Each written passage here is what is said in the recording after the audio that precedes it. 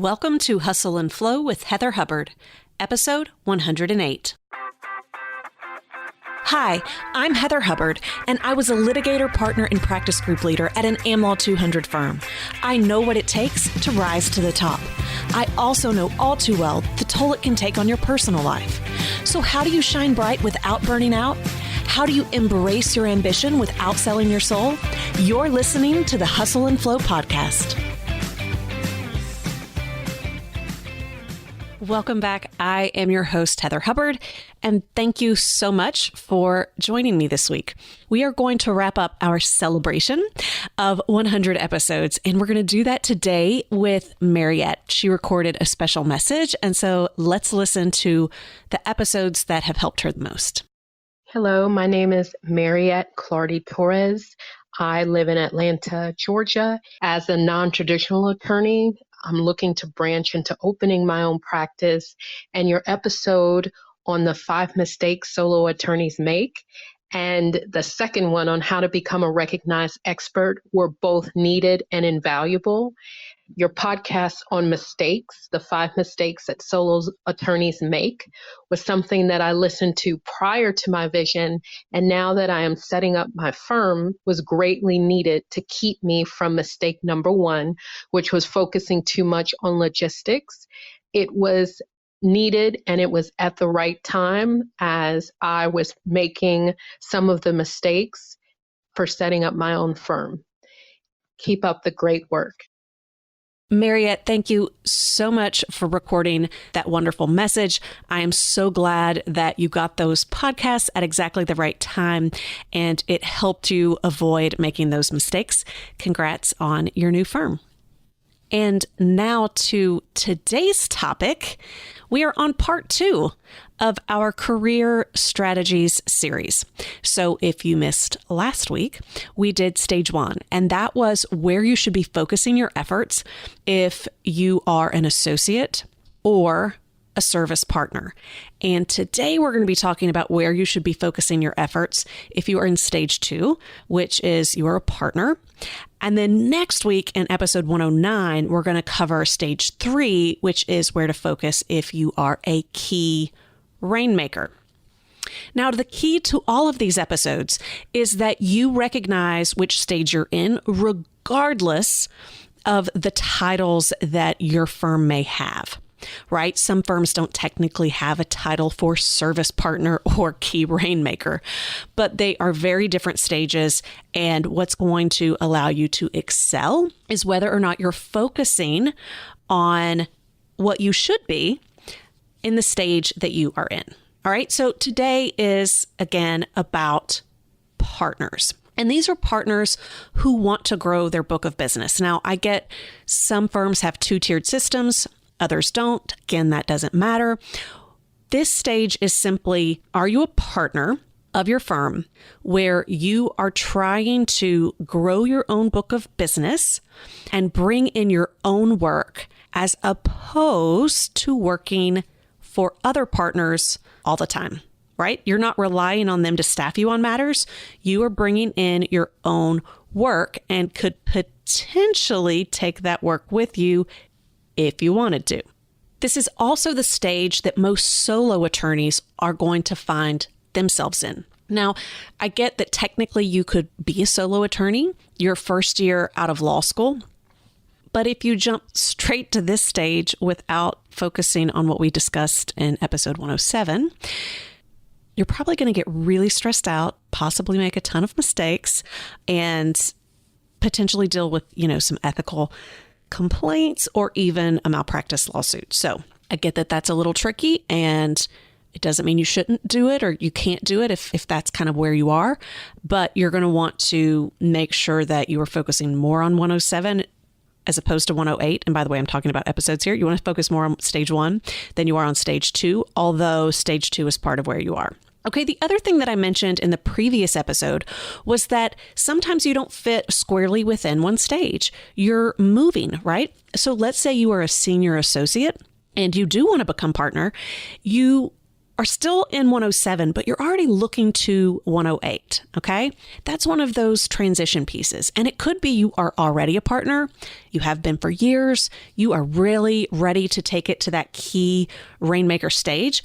You're not going to go straight to stage 3. It is a transition. So if you fall in the category of being a partner, or you want to become one, or you're headed towards being a key Rainmaker, really, no matter which category you're in, this episode is super, super relevant because it's the world you're living in now or you're going to live in. So what is the focus of a partner? What should be the focus of a partner? Well, if you want to succeed, if you want to excel, your career strategy should be build. It's all about building relationships, building a book of business, building a network of referrals internally and externally, building your credibility, your reputation, your expertise, building your leadership skills as you lead a team, and building your admin muscles. There's so much foundational business work and administrative work that comes along with becoming a partner that I think most people don't fully realize until they are in the situation.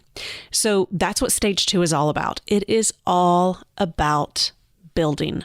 And as I shared on episode 107, in the same vein that I think service partners are the truest type of lawyers, right? I think that partners that fall within stage 2, they are the truest type of tightrope artists. It is such a balancing act. It can be so stressful and so exhausting. And I think this is why so many associates who become partners, they tend to drop out around that 10-year mark because they're just like, I don't know that I can cut it. I don't know that I want to cut it, right? When you're walking that tightrope every day, at some point, you may just feel like, I don't want to do this anymore. I'm out. This is not what I envisioned. It's not what I want. So if that's where you are, few bits of advice before we get into everything you should be focusing on. One is you might want to go back and listen to episode 107 when I talk about service partners. If that is a role that sounds like a better fit for you and one that you think you would enjoy more, and you're like, yeah, I can knock stage 1 out of the park and that would be my dream job. I just don't think that my firm would allow me to do that. I want you to go back, listen to that episode, and your career strategy is figuring out how to get your firm on board with that or finding a firm that does need and want and appreciate that. Okay, if that's not what you want, if you do want to make it as a partner, just know that you are not alone. Everyone walks this delicate tightrope and feels the same way. There is nothing wrong with you. You are not failing. You are not about to fall. Even though you can't see it or feel it, there is a safety net. And if you're confident there's not a safety net, then let's build one of those for you as soon as possible. Let's build that network to support you and help you grow so that you can feel a little bit more at ease. You may not ever get to the point where you're running across that tightrope, loving it, but it shouldn't be nearly as scary or as bad. And some of you actually will love it. So let's talk about what this delicate balance looks like and where you should be focusing. And by the way, if you do these things, if this is where you're focusing, know that you are doing everything right. You are balancing it properly. Even if it feels awkward, it doesn't mean you're doing it wrong. In fact, it probably means you are doing it right. So the most difficult thing to balance really is how to stay busy while growing a book of business, especially for new partners. On the one hand, your firm very much wants you to stay busy and to be billing hours. On the other hand, unless you're seen as a service partner, you may very well get cut off by the other partners that were previously staffing you on their matters, or you may no longer want to work on those matters, right? For many people, that's why you want to become a partner. You want the freedom and autonomy that comes with that. You don't want to have to answer to anyone else. You're like, please, dear God, I don't want to be staffed on these cases or with these partners again. I want to run my own cases, make my own decisions, make my own money, right? Well, it's really hard to do that overnight.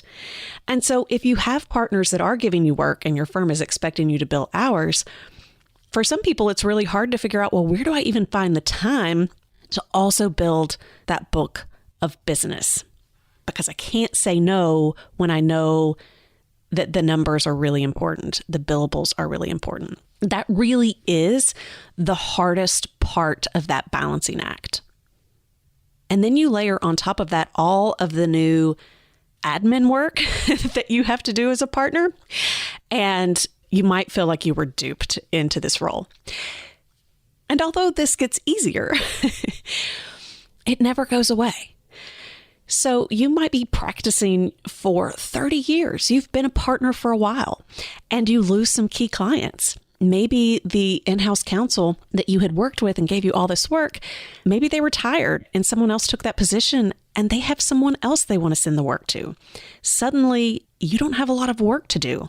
And so you need to stay busy. So you are now going to other partners asking if you can be staffed on their matters, but you too are seen as a competitor. And you probably, if you've always kind of been your own boss, you probably don't really want to be working for others anymore either. So, but you still need those billable hours. You're worried that the firm will kick you out or it will drastically impact your pay. You too still have all the admin. Hopefully you are now at a point where you have learned to manage it better because you've got a good feel for it. But I see many attorneys who really struggle with that piece. And then it's, well, how do I go back out and grow that book of business? In many ways, if you've been practicing for a long time, you can't go out and get business the same way that you got the original business that got you where you are. The market has changed. It's very different. So this is something that partners always really deal with. And it's one of the reasons why some people are happy to be service partners and some are just like, I want to go in-house. Now, that too, I always say there's never true security because you could just as easily get laid off or there be an acquisition. You never know what's going to go on in the corporate world either. So to some extent, there is no true security. But yes, being a partner is stressful and it's not nearly as glamorous as some like to think, especially associates. The first thing that I recommend, whether you are a new partner or you've been practicing many, many years and you're super busy and you don't even have time for business development, is to carve it out. Carve it out and make sure that you are spending time on it. And I get that you're focused on those billables, you're focused on those collections, you are focused on doing the work in front of you. But it's when you're not consistently taking action to build your book of business that you can wake up one day completely in a panic and stressed out because all of your work is gone and you don't know how to build it back up. If you consistently take action on building your book of business and staying focused on business development, you don't have to spend a ton of time, especially if you're doing maintenance type work, right? And if you can't handle it all, then you can always refer it to others in your firm, or you may choose to move into that key rainmaker stage that we'll be talking about next week in episode 109. All right, so you've got options there. That's a really big mistake that I see partners making is when they're busy, they simply cut out business development because they think it's not necessary. But it is 100% necessary to your long-term growth and stability as a partner. So in addition to consistency, making sure that you are doing something small every week, unless you're in trial or on vacation or something like that, you want to make sure that you have a marketing and sales plan. I've talked about this before, but so many partners just throw spaghetti against the wall and hope something sticks. Solo attorneys as well. They are doing all the things, without much intention or focus. But of course, we weren't taught marketing or sales in law school. And even when we go to CLEs or there are programs within firms that try to help with business development, a lot of times it's hard to put into practice, or you try something and it's not working and you don't know why. You don't know why. There's really no one there to help you figure that out. So you move on to the next thing without fully understanding or appreciating what it was about the prior strategy that didn't work. I also see partners spend inordinate amounts of time either going to lunches and coffees or spending time on boards or associations or traveling, and it's not paying off. It's not paying off. Like when you look at the amount of time they're investing versus whether or not business is coming in the door, there's a clear disconnect, but they just keep doing it. Maybe because they enjoy it, but partly because they're like, well, I've invested so much time. At some point, this is going to pay off. When it might not. It might not. If you've not started to see results by now, you may not. You may have a really big problem with your strategy. It doesn't mean there might not be some things that you can tweak within it, but being honest about, one, are you even spending time trying to develop business? But two, if you are, the time that you're putting in, is it actually returning any results for you? And if it's not, getting help. Because as we said at the very beginning, you have to balance staying busy with growing your book. So if you're spending hours trying to grow that book of business and it's not working, then that's going to keep you from billing hours. That's also just as important. For those of you that have the Life and Law Planner or you follow my planning system at all, you know that I think it's really important for you to be able to see the big picture of what you want and what you're working towards, while being able to break it down and make sure that you are taking small, consistent steps on a daily and weekly basis. That's how you see results. That's exactly what you want to do with your business development as well. Don't just wait until you have a lull in your matters to really focus on business development. And if you don't have enough billables, don't say, oh, well, I'm just going to spend all this time on business development. Your firm's probably not going to like that. You need to make sure that you've got a good ratio. So if you've got in mind what you need to be doing on your billables and keep that up to date on a monthly basis to be able to track that. So maybe 1 month you're over and it gives you a little bit more time, but knowing what that healthy mix looks like. And then when you are spending time on business development, making sure that it's mapped out, you've got a plan, you're being intentional, it's all aligned so that you can systematize it and make sure that you can fully test whether your strategy is working. And if not, knowing where to tweak it and how. Once you become a partner, it really is about being an owner. I mean, that's what it's about. It's about being an owner. It's about being a business owner. And I get that that may look different, right? If you're a solo, you're a true entrepreneur. But even if you are in big law, you need to understand the fundamentals of how your firm is run. You need to understand all of the different departments. You need to understand the politics, who to go to get things done, to get resources, to understand when it's worth pushing back and when it's just kind of doing it your own way because you're never going to get people on board with you, right? It's time to lose the employee mentality. So even if you are a salaried employee, and even if you have guaranteed comp, even for a year or two, that doesn't mean you're an employee, you are an owner. And so sometimes it's just about having that mindset shift, recognizing that things are no longer just going to be handed to you. And you truly have to learn how to build and run a business, even if it's just building and running your own little piece of that bigger pie. Being a partner is hard enough.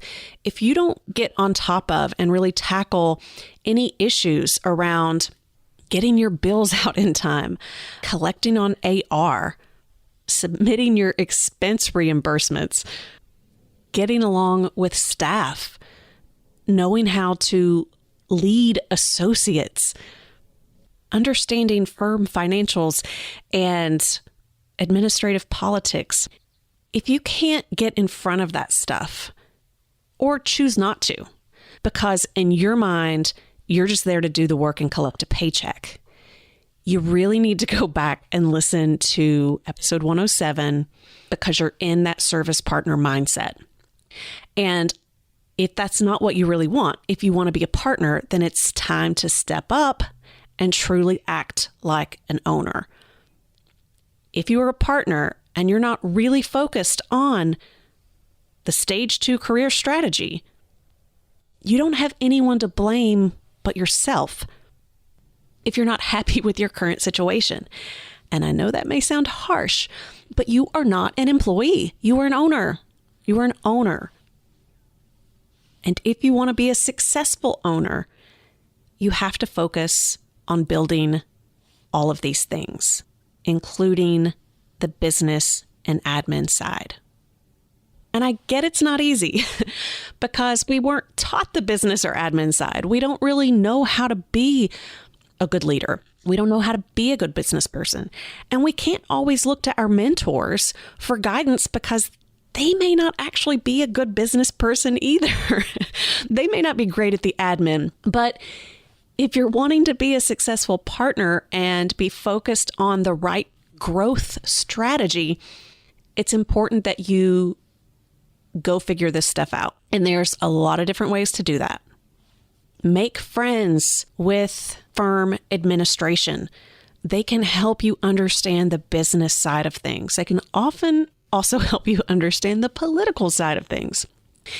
If there are attorneys that have great relationships with support staff and with associates, go seek them out. Maybe you don't actually know them that well. Maybe you never worked with them.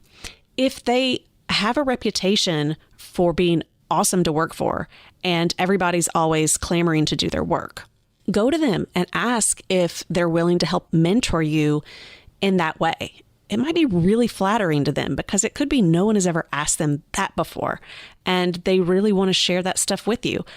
We're not all born this way. Sometimes we have to learn. And if you don't get along great with others, or you don't know how to fully leverage support staff or firm resources, maybe you're trying to, but you feel like you're constantly getting blocked or shut down. Again, go find a mentor that knows how to do it and ask for their help and their guidance. You don't have to figure this out on your own. And you may need different mentors. You may have one mentor for leading a team, project managing. You may have another mentor for, again, admin, politics, business. You might have another mentor for growing your book of business. If you see someone that you admire and you would like to emulate them in one specific area, that's fine. You can have different mentors for different things. Let them know what you're wanting them to help you with. Seek out support from partners at other law firms. Build that strong network. Build that support group so that you can ask others in other firms what's working for them or what's not working. Sometimes that might feel safer than going to someone in your own firm. Take online courses. Go to workshops. Hire a coach.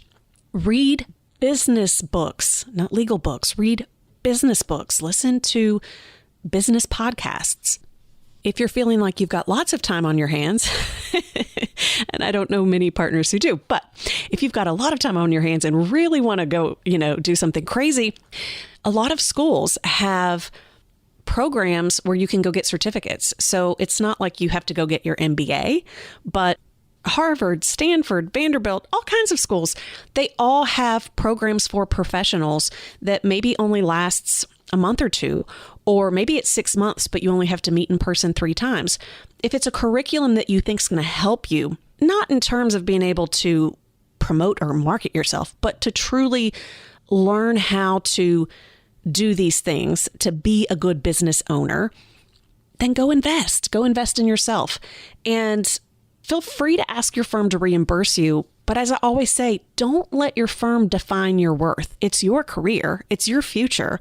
So you need to invest in yourself the same way a business owner would invest in their business. Again, you are not an employee. And the truth is you don't want to be, right? You don't want to be an employee. So it's just that mindset shift. It's just taking ownership and really stepping into that role of building. That's what's going to help you really grow and succeed as a partner. And I get it can be frustrating, especially because sometimes we feel, like I said, duped. You don't always know that the rules are going to totally change as soon as you become partner. And you spent so many years already creating all of your skills and trying to build a reputation that it's just like, wait, why am I starting over? Because in many ways, that's what it feels like. But once you can just embrace it and go for it, it can be exciting. So if you need to go back and listen to some episodes to help you out, we have episode 21. What got you here won't get you there. And it really does talk about how being a rockstar associate does not mean you're going to be a rockstar partner and what to do instead. Number 45, we have partnership traps, things to look out for. And then, and this is kind of going to go into our episode next week, but episode number 57, income to equity. How do you make that transition? It's a little bit more tactical on how you truly become an equity partner. Whereas next week, we're going to be talking about what's your growth strategy? What's your career strategy if you are a key rainmaker? Not that you want to be, you are. Now, again, there's always that transition. So sometimes you're going to have one foot in one stage, one in another. But next week, we're really going to be talking about once you are that key rainmaker, what to do to be able to grow even more and to sustain that long term. But for now, if you are a partner, your growth strategy is to build. And this really is my sweet spot. It is my favorite thing to do and to talk about. And honestly, my favorite attorneys to serve because I can get you really good results. If you need help, we do have many different things that we offer that can support you. We do have our masterminds. So we have legal masterminds, whether you are a partner in a large law firm, you're a solo attorney, you're a mid-size attorney. We do create highly curated masterminds of attorneys that are in a similar situation, trying to do all of these things, right? Trying to walk that tightrope and to really balance the admin, staying busy, and most importantly, growing that book of business. So if you need help with figuring out how you even map out that strategy, how you take that consistent action on a business development plan, you may love a legal mastermind. At least check it out. You can put your name on the interest form. We don't currently have one we're about to open, although I do think the next round for large firms and for solo will be in July. So if you're on the interest form list, you will find out before everyone else. And that is legalmasterminds.com. And as a heads up, we are doing a special one-day mastermind on April 16th here in Nashville. And it is all about branding, messaging, marketing, sales, having that plan so that you can go back to your firm and know what consistent small steps that you should be taking based on your personality, your strengths, your niche. So it's not a generic workshop. It is designed for those in the room. It's limited to just 10 people so that we can give support to each person. And at this point, when the podcast is being released, I don't know if it's filled up or not, but the way to get an invite to that is to fill out that interest form. So again, legalmasterminds.com. All right, that's it for today. We'll be back next week with the third and final stage for key rainmakers. I am super excited to announce that the Life and Law Planner is officially here. It is more than just a calendar. It is a full planning system. If you want to take back your days, your weeks, your months, and your year, order your planner now. It will completely change your life and help you accomplish your biggest goals. There's only a limited quantity available, so go to lifeandlawplanner.com and order yours today.